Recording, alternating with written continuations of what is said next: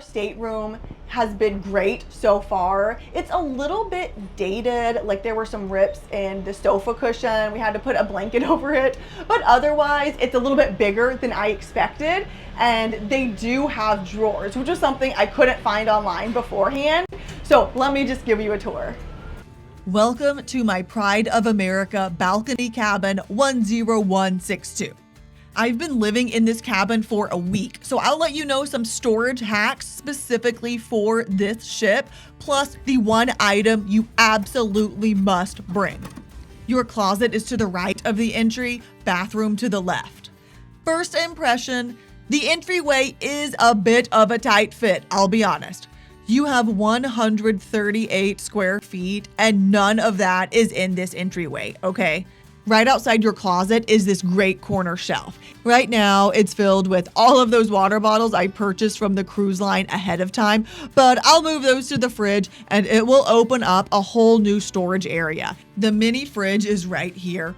They do charge you if you use any of the pre-stocked drinks that come in the fridge, but we were able to move those to a shelf out of the way so that we could use the whole fridge and we weren't charged anything. What does work really well in this main space are the drawers under the fridge. These are 2 of the 5 drawers in the cabin. The other 3 are right outside the closet. You also get this small sofa. It's a nice spot to sit, sure, but let's be honest, I'm mainly using this as a place to lay my outfits that are in between dirty and clean. You know what I mean. Now, I know that a clear sofa makes the room feel bigger, but I am not taking my own advice this week. You'll see these 2 outlets at the desk. That's good because what you won't see is an outlet by the bed because there are 0 outlets by the bed. But do not bring a power strip or an extension cord. They are on the banned list and will be confiscated. Instead, bring one of these multi-USB port bricks that has both the USB-A and USB-C ports on it.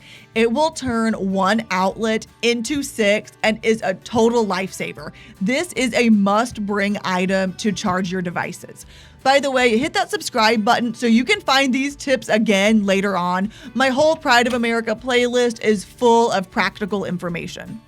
Now for the biggest storage hack in this entire cabin, which is, of course, the bed. It's high off the ground for one reason. You can fit your large checked suitcases under here. This instantly opens up the floor space. We slid both of our 28-inch hard shell suitcases under here once they were completely empty. My first hack is don't put your shoes on the closet floor. I know it's tempting, but instead use the closet floor for your dirty laundry bag. These shelves here are one of the places your shoes could go. Instead, they'll stack perfectly here, but I'll also show you a second secret space for the shoes in the main area. Okay, let's talk about the bathroom. Yes, it is tiny. And yes, the shower is at an awkward angle, but I promise you can make this work. The one thing I do like in the shower is this tiny wire rack. It looks pretty useless at first, but it's everything because you do not want to leave your things on the floor in here. They do provide a body wash and shampoo, but if you're particular like I am, this shelf can store the little travel bottles. I also use a big hanging bag on the back of the door and then these metal hooks that attach to the walls and are magnetic. I'll add a link to these heavy-duty hooks in the description. And here is the secret spot for extra shoes that I mentioned, in this otherwise unusable space to the left of the TV. It's not aesthetic, but it works, okay? As you can see, the biggest challenge in this cabin is space. The first thing that probably comes to your mind is, how am I going to fit all of my stuff in here? The answer is you don't. You start by editing your suitcase. You have to pack like a minimalist for this cabin. Pack smarter. For example, don't waste a single inch of luggage space on a beach towel. The ship provides them for you as you leave the ship at every port. Packing your own beach towel is not necessary. You may be wondering this, but the ship does have a hairdryer. It's on the desk. It's not amazing, but it works, so there's no need to pack your own hairdryer. Also, skip packing bulky clothes or too fancy of clothes. The theme on the ship really is island attire. Lots of matching couple outfits, matching family outfits. Think aloha vibe for clothes. This is the fit for dinner.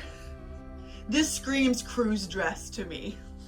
Lastly, skip the fancy sneakers. When we're out on the islands hiking, and they have been some incredible hikes, but my shoes have been rained on, got muddy, got disgusting. I'll let you know what my favorite hikes were in my ports itinerary video, but moral of the story, don't bring brand new white sneakers with you. If you're an expert cruiser and have anything to add to this list, drop it in the comment below. And finally, the reason I paid a fortune for this room, the balcony. You get 2 chairs and a footstool. We used it as a table too. This is a standard size balcony, which is about 40 square feet. And it will be your private outdoor living space for the week. This is where you'll have coffee in the morning to see the ship pulling into port each day, and where you'll watch the Hawaiian sunsets at night. But just know that to get this view, you do have to accept some trade-offs, which brings me to the cons of the balcony room. And unfortunately, there are a couple of big ones. Con number 1, the outlet situation. Not having an outlet by the bed to charge your phone with is rough, believe me. Con number 2, the size. This is one of the smallest cruise cabins I've ever stayed in, and the balcony really doesn't add as much square footage as you would hope that it would. All right, let's talk about the elephant in the room. Con number 3, the cost. The balcony room on this ship costs much, much more than an interior room. We're talking about adding $2,000 to $4,000 more dollars to the cost of the cruise to have a standard balcony room. So is a balcony cabin on the Pride of America really worth it, or is it a total waste of money? Now, hear me out. This is not a Caribbean cruise. You have 0 at-sea days. This is one of the most port-intensive itineraries in the world, which drastically cuts down on your usable time for the balcony. This means that you are off the ship from morning until night. You will not be in your room. You will not be lounging out here with a book at 2 p.m. You'll be on a beach or at the top of a volcano. By the time we get back from dinner each day, it's totally dark. If I'm on this ship, I'm eating or sleeping. And on those 2 overnights in port, and honestly, most of the time, your view might be something more like this.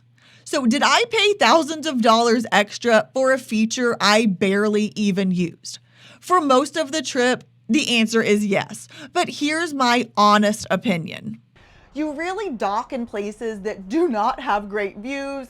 You have a lot of cargo views, parking lot and chain link fence views.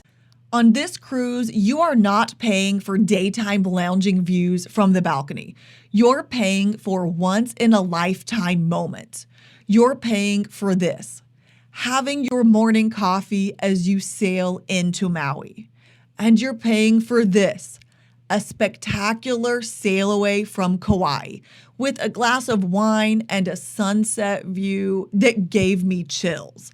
I've made a lot of mistakes on this cruise, but I don't think that the balcony cabin is one of them. This is 1,000,000% the best view we have had from our balcony. I mean, I can't believe I'm seeing this in real life.